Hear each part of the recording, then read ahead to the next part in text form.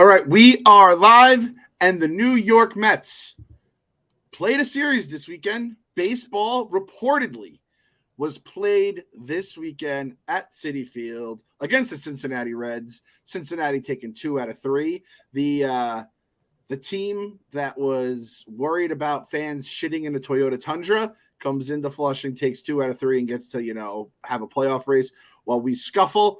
But it's all right. We're going to find other stuff to talk about on this episode as this season winds down here for the New York Metropolitans.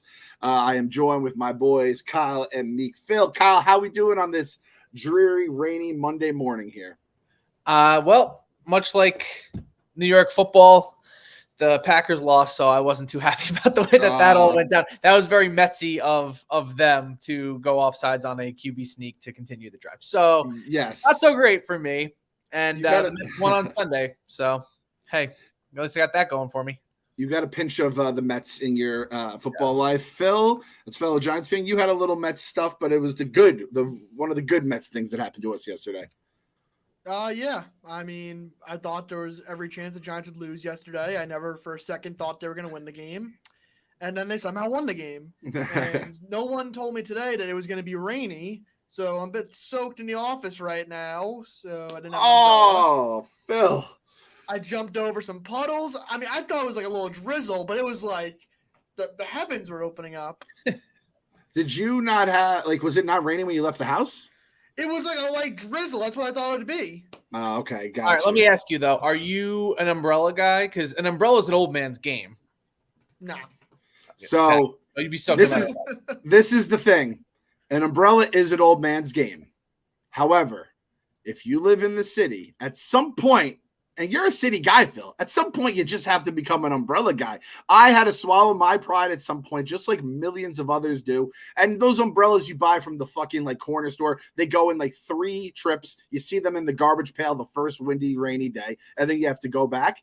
And you're gonna just straight up go fucking raw dog from the rest of your life, huh? But you know what else the city has? Scaffolding. That is true. There wasn't that much of it on my way here, but that's a great point. The other day when I came in the office, it was actually last week for the Giants stream against the Cowboys. It was raining, and I was like, "Oh shit, I forgot an umbrella because I've been out of the city. I'm a fucking suburbs cat now. I'm no longer I'm a house cat, basically, no longer an outdoors cat." And then I was like, 90% of the city is scaffolding at this point, and I was pretty dry the whole way there. So the city has created its own umbrella, and it's just the ugliest looking city in the world right now because of it. But it's pretty fucking sweet that you can at least stay dry. I had to drive in the kids late today. It was just a rainy day. I let everyone sleep late, man. Just an absolute sleepy day. Not for the Giants fans are feeling good. Obviously, our Jets brothers and sisters, not so much. But the most important thing you have to do right now, as the weather changes, it's getting colder, it's getting rainy, the leaves are coming down. I did my leaves the other day when I did the grass, and I already got a whole bunch new there. However, fall doesn't have to be the buzzkill to your summer chill. Coors Light helps you find moments to unwind. If you have your big work presentation, Phil's going to be on radio probably. Phil is the new star of Barstool Radio and Dave Portnoy's life.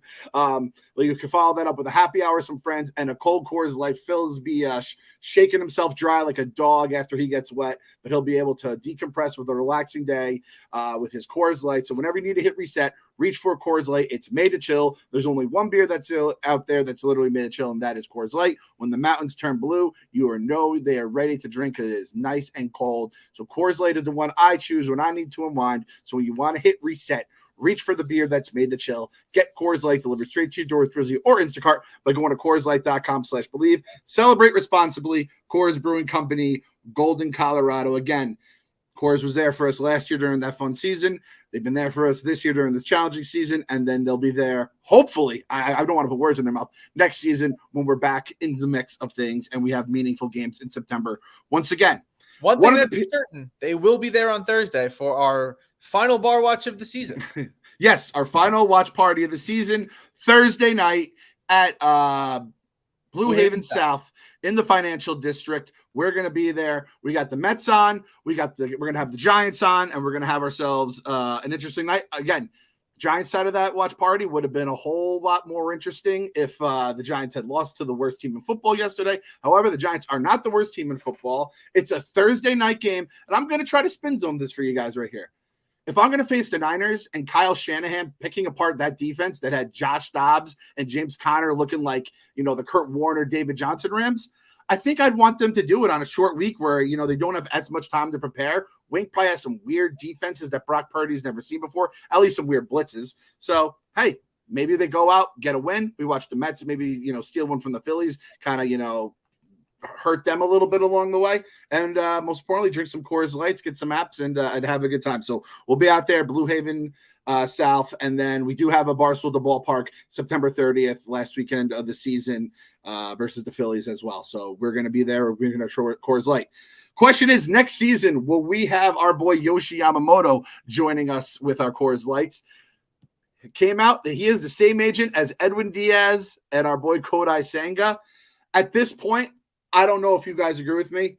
I feel like Yamamoto is ours to lose. The unofficial betting odds in my mind, Mets are the favorites right now. Unless Phil has anything in a text chain that tells me differently with some insiders, I'm putting us as the favorite for Yamamoto. And him and the dream of Ronnie Mauricio becoming a Hall of Famer are the two things that are going to get me through this winter of discontent. How are you feeling, Philip? I didn't watch baseball this weekend. So let's start off with that. Wow. So wow, that's wild. I watched on Friday. College football dominated Saturday. And then yesterday was just all NFL. I will say, I don't know if you guys feel the same way. This is the most disconnected I've been from this team in the 5 years that we've done this podcast. Like, they've been shitty in the past, but there's always been like something to get you over the hump. Like, you had Alonso going for the rookie of the year. You had DeGrom's great start. Like, there was enough storylines to keep you in the mix. This year is a dud. Every which way. 100%. I'm with you. And I think part of that is obviously the high expectations and then it just bottoming out. But we said this back in May when they were in the mix still. There's just something about this team that has not endeared itself to us. And it's like a mix of maybe the higher guns we had in the beginning of the season, and then we have a bunch of just random dudes. Obviously, you have your farm system guys, both the veterans that have been here, Pete, McNeil, blah, blah, blah. And then you have the young guys who've come up. But it's been like this all season. And then when there's nothing on the line every night, that's how you just straight up forget baseball is even being played. I have one of those little score tickers in my basement here. And then during the Mets game, I was like, oh shit, the Mets already they started early today. I didn't realize they were playing already. So that can definitely happen. And I would imagine we cannot be alone because the three of us saying that, I think we're a pretty good subsection of Mets fans, young, old, different levels of. Phil's a fucking legitimate crazy person when it comes to watching baseball. Am I crazy to say this? There's no free agent I want more than Yamamoto. Should he be the number one? I feel like he has to be the number 100%. One guy on my list. Realistically, besides in a non-Ohtani year, yes, Yamamoto is number one. He is the back-to-back, and he's going to win it this season, Triple Crown pitching winner. So he leads in every statistic that matters. And, he also has a 1.26 ERA this season or something like nuts. And his career ERA is 1.84. So it's like as much of a slam dunk as you could have. Looking at how Senga just translated to the pros, like those guys he's very good, but they're night and day in terms of prestige of pitching. And he's 25 years old too, right? Where with Senga, he was a little older. But I think he's 25 years old. 25, Just had his second no-hitter of his career. He is 5'10", so he gives off the Lincecum type of thing, but he's a power pitcher, so he's more again, I know Joe DeMayo hates the comparison, but he's getting the Pedro comparisons already because he throws so hard. K per 9, 10-6, 9-6. Pretty good. Not out of this world numbers that sometimes you see with these minor league guys when they're in the minors just absolutely murdering people. But yeah, I'll take all those ERA numbers. And again, a 25-year-old, a little guy though. I'm trying to think. I think Nomo might have been a little shorter. I mean, it was so with his windup, it kind of fucked you up because he was stretching and everything. So I did forget Ohtani as the free agent guy, which is all we talked about for free agency for months on end. But now everything that has happened in Anaheim, and I guess we'll go there. The Anaheim Angels, Los Angeles Angels, the Los Angeles Angels of Anaheim, whatever the fuck you want to call that stupid ass franchise with that stupid ass owner, they make me feel better about being a Mets fan. So we had reports on, I believe it was Friday night, that Ohtani's locker was just cleared out. And people are like, what, did he just pick up and leave? And I was like, fuck this. Is he getting Tommy John right now? What's going on? Turns out he's just out for the season, hurt his oblique, not going to obviously push it anymore. He was already pushing it with his UCL being fucked up. And it's just LOL Angels. It's LOL Halos, whatever you want to call it. It's us, the West Coast version, but with no hope. No hope, just running the careers of legends into the ground. The Rendon story has been a low-key catastrophe this entire time. I believe the latest thing was he fractured his fibula. He found out about it like a few weeks ago, and then the team just never announced it. So the Angels are they're worse than what we are right now. Is there anything I missed there, Phil? I think I've covered basically the entire debacle. No. I mean, and Mike Trout's like dead, so. Yeah, you gotta throw that in there. The other thing is, I said this yesterday, Shohei is gonna end up missing pretty much a month of the season, like 3 or 4 starts he'll have left early. And without a doubt, he's gonna win the MVP, probably unanimously. Yep. So that's crazy, man. Just put into perspective how good he is that you're able to basically take a month off and still of a team who tried to make a playoff push and spectacularly failed, and you still have the MVP on your team. A team that took their already struggling system, said, you know what, let's just go all in, traded for Dominic Leone, traded an actual living, breathing human being for Dominic Leone along the way, and just absolutely blew up. And then obviously I guess you could even throw that in. They released half of those guys, right? They're all they hit waivers to save money. Giolito is now infecting, who is it, the Guardians?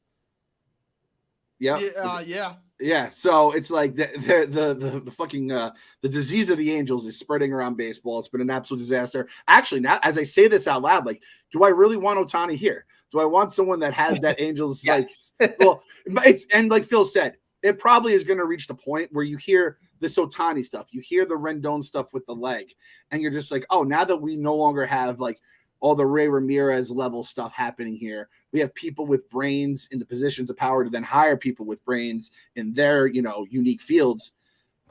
Why can't we then take, it feels like the Angels are going to have guys leave their team and do what they used to do with us, like the Justin Turners, go somewhere else and become the guy you always thought they could be, or even better than you could ever have dreamed they would be. So yeah, I you know what, breaking news, September 18th, I'm going to say it now. I want Shohei Ohtani on the Mets.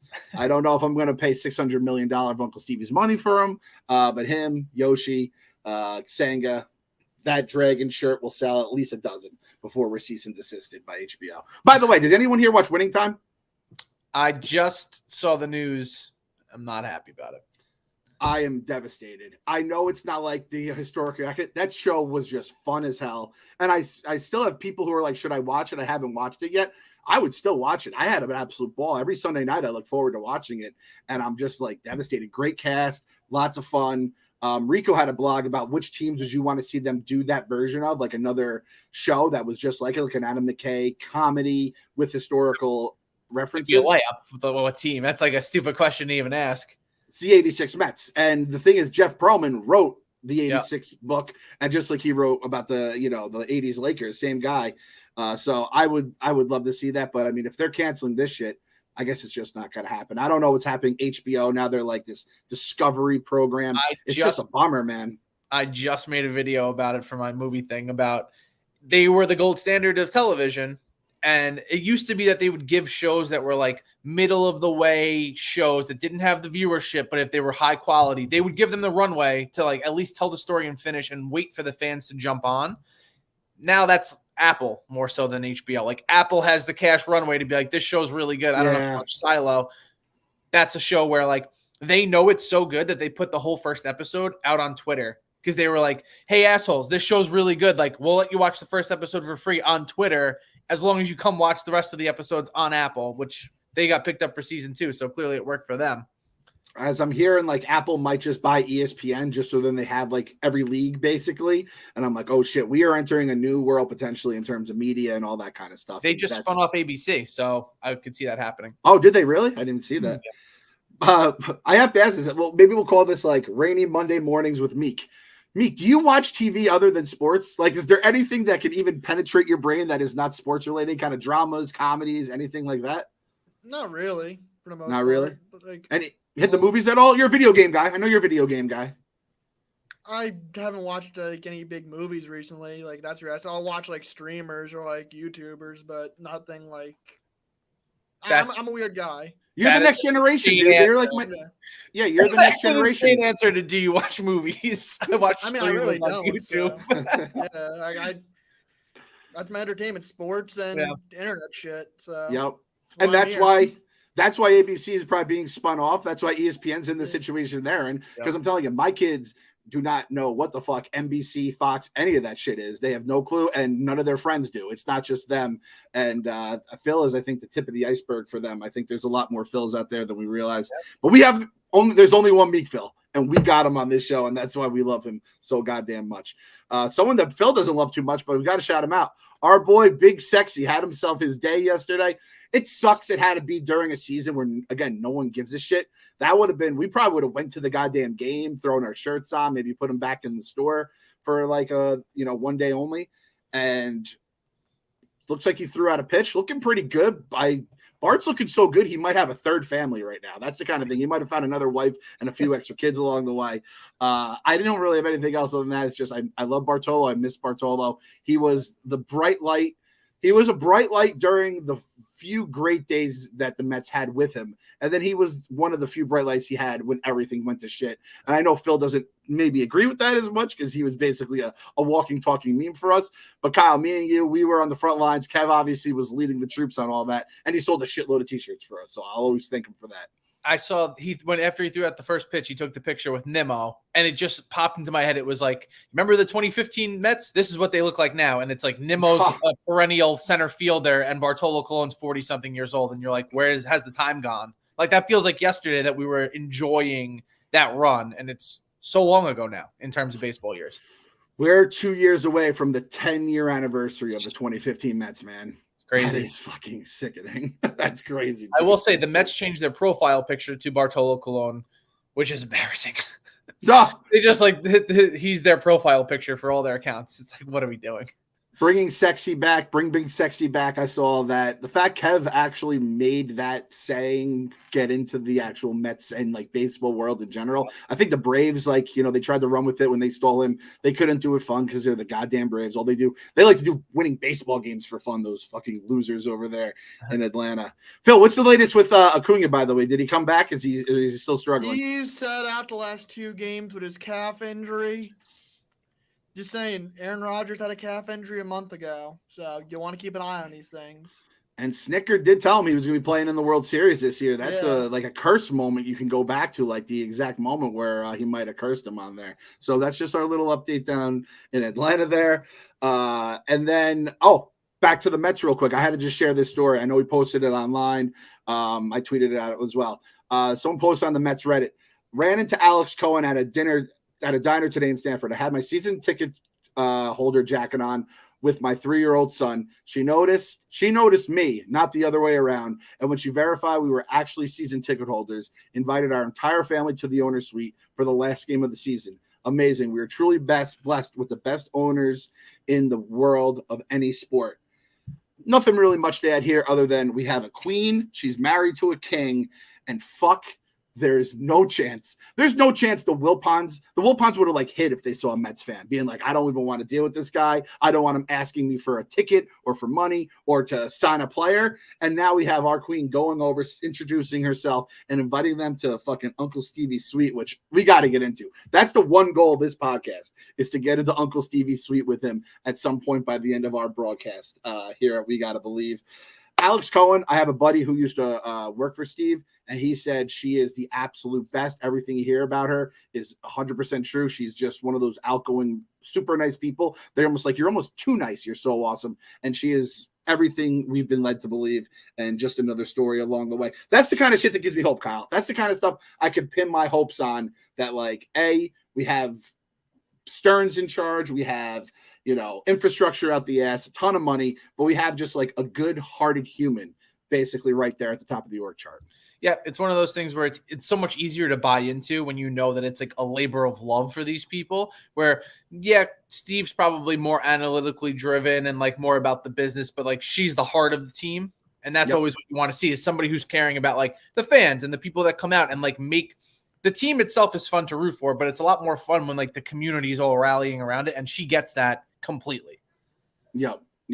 I love her so much. That's all I really have in terms of Met stuff. Is there anything you guys call? I mean, again, I think we were all kind of out on the outside looking in. Phil's not only has his football stuff going on, but anyone at Barstool knows just how crazy football weekends are in terms of just grinding. So everyone, I'm sure, was working long hours this weekend. Is there anything else about the Mets that I missed? I saw Steve answered some dickhead fans tweet his article about like how the fan base is abandoning them, and it's cause and effect of like putting together a bad product, and like, oh look, the 7 line isn't even coming out anymore, and then that fan runs with it and he's like, look, he read my article. It's like, don't bring yourself down to these level of these fans who are just like chirping you constantly. The people who at Steve Cohen like every day for trades and for this and for that, like, he, first of all, him answering it makes it seem like he reads them all, which is going to continue for them to do it. Stop doing that. You're a loser. And second of all, I don't think that's the case at all. He went for it. He tried his best. It didn't work. And he was smart enough to pull the eject button so that we ended up with prospects. So, like, you can't fault him for any of what happened. I saw someone say, I think I was on the Mets Reddit again. I can't get my social media fix about the Mets through Twitter anymore because it's become such a toxic waste hole. So I'm getting it through Reddit. And this one guy's like, I have friends who were against selling at the deadline. And after seeing the way Max and Verlander went, or I guess Max in particular, they still are mad that we sold at the deadline. And I'm like, well, now you're a hater of your own team. It's bananas to me that people like this exist in the world. And hey, if that's how you have to do to get your frustrations out of the world, God bless you. It's just crazy to me as a fan that, again, a little more pessimistic than most, but like not a brain dead fucking moron. I like to think I'm mostly brain dead, not 100% brain dead. And I am a moron. So I guess I almost fit the bill pretty close to the T. But yeah, people like that, man, Jesus Christ. It's never going to end. You know, if and when, God willing, this team ever wins a World Series, you're going to still have the fucking people just never happy. I'm just letting everyone know that's a spoiler coming up in the future. Okay. Brought up happiness. So let us Giants fans revel in a little bit of happiness. Man, oh man, yesterday was beautiful. I wish Pavs was on right now because I just love to hear how fun it was. And Kevin too. How fun was watching that Dallas defense running around at 7th. They honestly look like they play at a different speed. Yeah. Micah Parsons, if we had a GM who had a brain, we would have probably drafted him instead of trading picks that ended up with Kadarius Toney and Evan Neal. I think I'd rather have Micah Parsons more than both of those guys, even if you include getting Darren Waller and Trey Hawkins with the picks. Fuck all that. Jets fans having a rough day. Feel terrible for them. Packers fan, our boy Kyle here. I knew that was a weird game. The Falcons are basically like the East Coast Seahawks. They're always in fucked up shit. And the fact that like the numbers, I was like, oh, this can definitely end with one of those weird field goal for the win kind of moments. And like you said, they fucked it up with the quarterback sneak. And then the Giants looked like the worst team I think I've ever seen in football in the first half of their game. And then Daniel Jones put the ball in his hand, didn't let him lose, absolutely dominated, again, the worst team in football with the lowest over-under win total in 30 or so years. So I'm happy. Happy Victory Monday to everyone out there celebrating, except for you, Joe DeMay, you dirty Cowboys fan. Philip, happy Victory Monday to you, pal. How are we feeling today? Just happy the Niners game means something. That's all. Yep. So all 11 hours yesterday, I was in the office, me, Jack, Trav, a couple of the guys, and we watched the whole slate with Frank the Tank. And during the Giants game, Frank was just laughing maniacally, doing his thing, saying like, the Giants are so bad. And you really couldn't say anything about it because for 6 quarters of the season, he was right. And I still understand how they won yesterday. I still can't believe it. It doesn't make sense. And it was like I had hope. I kept having hope, but after that first half, it was almost completely beaten out of me. Jalen Hyatt goes up, and then I'm like, all right, we have something here, and that guy has to be playing basically nonstop for the rest of his career. Let me pull up a couple fun stats here just because I don't know if I'm ever going to have Because again, this team looks bad enough.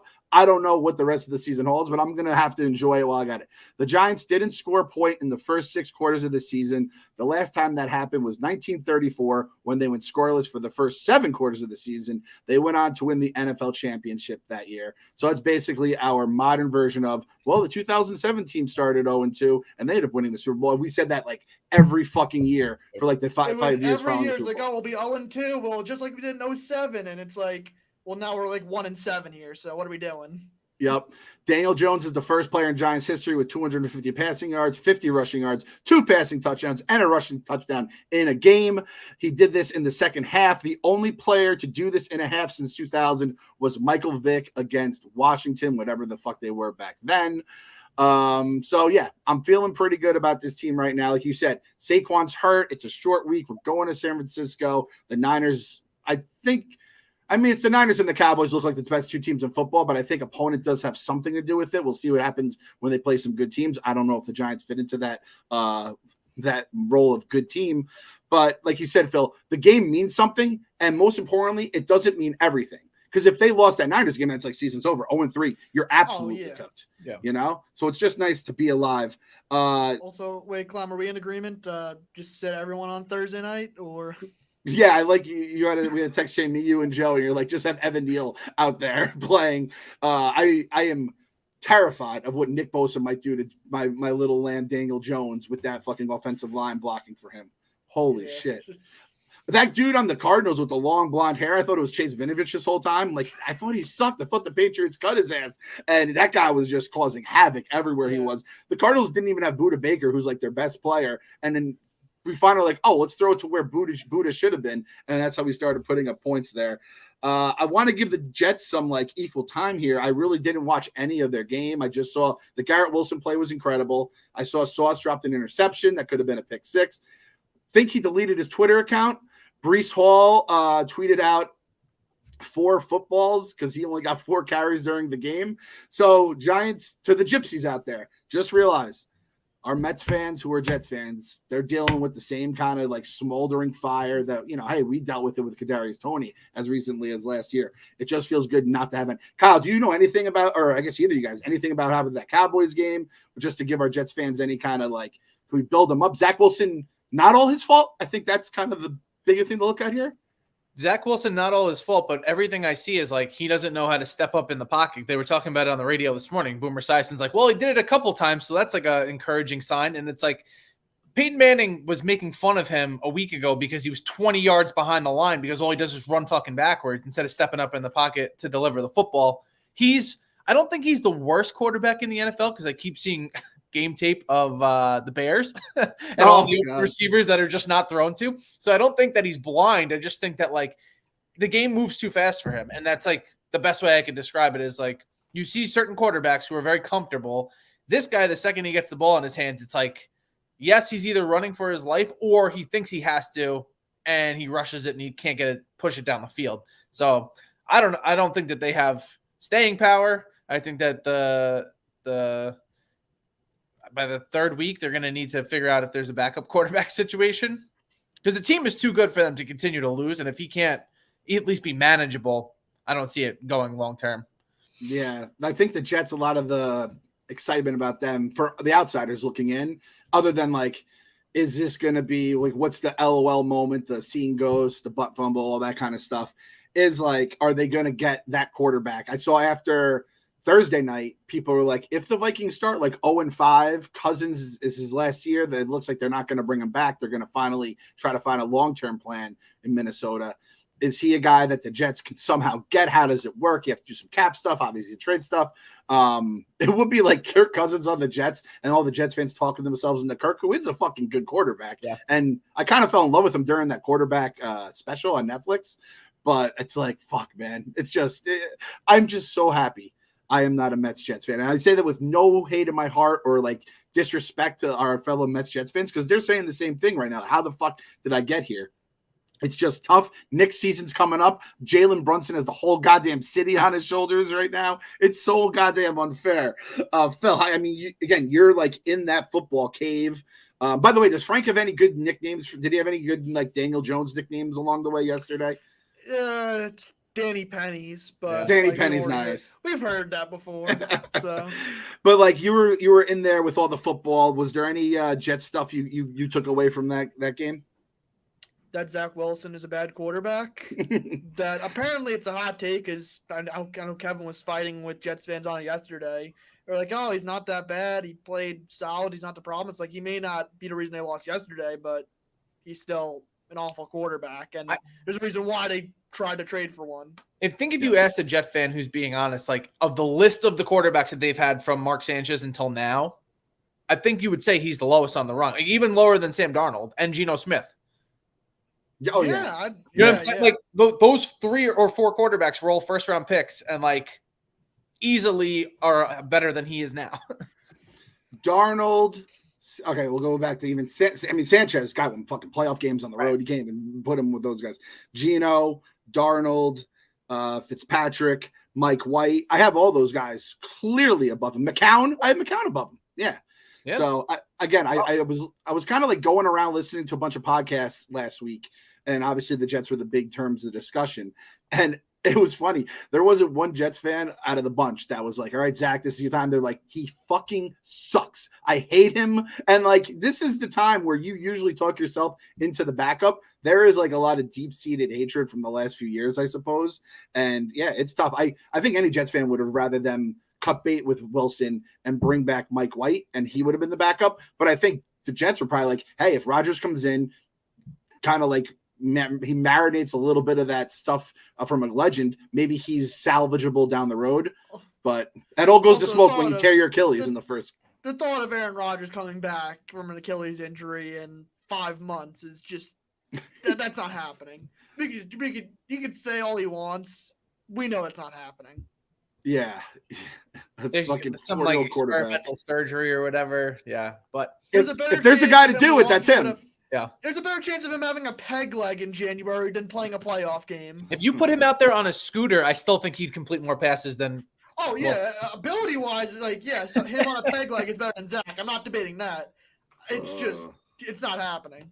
They want Wilson to be like the poor man's Baker Mayfield, and the poor man's Baker Mayfield is still Baker Mayfield. So it's like, that dude's 2-0. He could at least throw the ball down the field. Yep. I saw someone here who is it, Stevie Mack. If the Jets lose to the Pats, they're better off just shutting it down for the year. Honestly, like if the Jets got off to because I think their schedule was pretty brutal to start the season, even when they had Rodgers. Their first 6 weeks are insane. After this week versus the Pats, there's a Sunday night game versus the Chiefs. Oh, Chiefs. Then at Broncos, which is always a pain in the ass to play. Home against the Eagles. Home against the Giants. Home against the Chargers. At the Raiders. Home against the Bills. Or at the Bills. Home against the Dolphins. Oof, that's just yeah. And it's a weird team because it's like you can't really. I don't know what they would sell. And the NFL doesn't really work like that. But again, this is just every Jets fan's like, yeah, every Monday morning sucks because you're losing and you know what could have been. You don't even know what could have been. That's almost the worst part, the torture of like you never really saw Rodgers there. They have 2 offensive touchdowns on the season. One of them is Garrett Wilson just providing an interception, and the other one is Garrett Wilson just catching a pass and running. Garrett Wilson would have put up 3,000 yards with Aaron Rodgers. I think that's my one takeaway from the first 2 games of the season. He legitimately could have been like the best wide receiver in fantasy football this year with Rodgers. Yep. Now he may be more like wide receiver like 13 or something. Yep. Like if the Jets played with Rodgers the way Rodgers played when he hurt his thumb, was it the thumb, right? He hurt for last season. He hurt his finger against the Giants, I know, and he was a little off last year, like after he got hurt. Like if they had like an uneven Rodgers that wasn't great, I think they'd be like, all right, whatever it is. And then he got hurt, say week 2 or 3 with the Achilles. You'd be like, we probably had a ceiling that wasn't Super Bowl, right? But to not even know, it's the great unknown, and that's the worst part of all. We'll do this too. We'll entertain our boy here. If you want to just unleash anything, you have to let it out about the Packers. I'm sure there's like 3 listeners that are Mets Packers fans as well. Clean your soul, let it all out. I know Hubs was losing his mind. He's a fellow Packers fan. Anything you have to let it out, let it out. I don't know. I don't even have any ill will. It's like, as the Packers, I'm going into the season going, I don't know what we have in this quarterback anyway. So far, so good. Like, that's fine. Like, yeah, he's going to make mistakes and whatnot. They should have won that game or it should have been closer. I felt like going into the half, them letting up that late touchdown to put it within a point comes back to bite you. But like, I'm not so invested in this team as I have been in the past because I have no fucking idea whether or not Jordan loves the guy. Are we going to do 3 for 3 with first ballot Hall of Famers? Probably not. But like, is he going to be enough to play in that division? Absolutely. What's the competition? It's the Lions at this point because the Vikings don't look great. The Bears are terrible. Like, we're going to be in the conversation for much longer than we should. And he's only going to get better, you'd hope, as the season gets going. So I'm more level-headed as a Packer fan than I am as a Mets fan. That's fair. And again, I think back-to-back Hall of Fame quarterbacks, 2 Super Bowls. They hit on 3 in a row, it'd be insane. Yeah, and that's like the biggest story of all time is Bears fans just slowly drown themselves in the river there, the Lake Michigan or whatever it may be. That would be tough. I almost don't want to see it from my boy Eddie. Like Eddie's checking in on Sundays, and he's just looking fucking, roughshod. And I would have been there with him if we had lost that game. The funny thing about the Bears is they're playing the Chiefs this week, so they're going to have to deal with all the, imagine if the Bears took Mahomes here all week. That's bubbling back up as Justin Fields is, I don't think I've ever seen a pick 6 on a halfback screen before. And granted, it was at it took 2 yards is all Shaq Barrett had to do to get in the end zone. But I was like, man, if you can't even get the halfback screen going on, you guys are truly. It's one of those things where if you threw it to Madden and it got picked off, you'd be like, that's not realistic. And then then you watch it happen. You quit the game and then you break the controller. So then you're like, I'm not giving you the win and I'm going to have to buy a new controller. Yeah, that's tough, man. And Kyle, I appreciate that kind of lookout because that should be the outlook for Packers fans. And I bet the Packers to win their division. And now that I'm thinking about it, Bears dead, Vikings 0-2, and there are people who are talking about them selling off their quarterback, and the Lions just gave that game up yesterday. They just gagged it away. Oh, that was the other thing. Watching with Frank, he had the Lions in Survivor, so he was just screaming at that. Let me make my plea here to people that are in Survivor pools. I have 2 rules of Survivor pools, and the only when I lose, it's always because I break one of my 2 rules because I'm a moron or I run out of teams. 1, never pick a division game. Just don't pick a division game because it's always close and they're always you know your shit. And I think there was one of those last week that fucked a lot of people. And then 2, if you could take the home team, take the home team. Home field advantage isn't what it is, but just being able to sleep in your bed, whatever, it can't hurt. Picking against bad quarterbacks always works. It's very basic stuff I'm saying, but it's don't always just go, oh, this team has a big spread against that team. Because if it's Jets Bills, right? Last week. It's up, and then what happens? Jets beat the Bills. They've kind of had their number the last few games with Josh Allen. So everyone's still alive in their Survivor pools, by the way? I'm still alive in mine. I had the Giants yesterday, so barely. Phil, you sick fuck. Don't pick the Giants. That's my 3rd rule. Never pick the Giants or against them. Either way, I picked against the Giants 4 years ago in that super windy game against the Chiefs because I had to, and I was like, yep, I deserve every fucking minute of this L right here. In my thought, I was like, well, the Giants may not have another game worth taking for a while if they lose this game. So let's just take them to win. And how do you think the Giants are stacking up in their division, though? Because the Commanders are 2-0. Mm-hmm. Eagles could get better. And then you have the Cowboys. So it's the best team usually your division's wide open every single year. This is the first year where it feels like it's not. Do you think they're going to be a wild card? It's similar to last. They could probably be a wild card team, but the gap between them and the Cowboys and Eagles, it's like the Mets and the Braves pretty much. Hurts has had a slow start, but you would assume he's going to end up being himself. Oh yeah, that's a good way to put it, Phil. I do feel like I am just a tier below the teams above me, just like I am as a Mets fan with the Braves. I have the same feeling in my head, and I couldn't explain it. You put it perfectly. I feel like the Commanders are kind of not this year. They're the same team as us in my eyes. Yeah. I had to look at who their quarterback was. Yeah. Hey, Sam Howell, Stephen Shea had a mocked 1st overall, and they got him in the 5th round. That's right. Yeah, should have been the 1st overall pick. At the end of the day, I do feel like the Giants will beat them when it matters. They did it last year. They tied them last year, too, which was a fucking shit show. I just feel like I trust our coach more than Riverboat Ron. I trust our quarterback more than Sam Howell. But I do think the Eagles might be in a little bit. I think every time Belichick will make you look ugly, and then you play a Thursday night game and it's just a slop game no matter what. But having 2 new coordinators, that's never easy. It's just like there's just so much goddamn talent everywhere. It just shines. And if the Georgia guys are going to actually fucking be the Georgia guys in the NFL that everyone thought they could be, that's going to be what probably kills Daniel Jones, because the middle of our offensive line is the real problem there. So, but no matter what your football team is doing, and Jets fans, you don't have to acknowledge us, but hey, to the other 2 guys on this podcast, when it comes to at least to football and then maybe the Mets in 2024, gotta believe. Gotta believe. Gotta believe.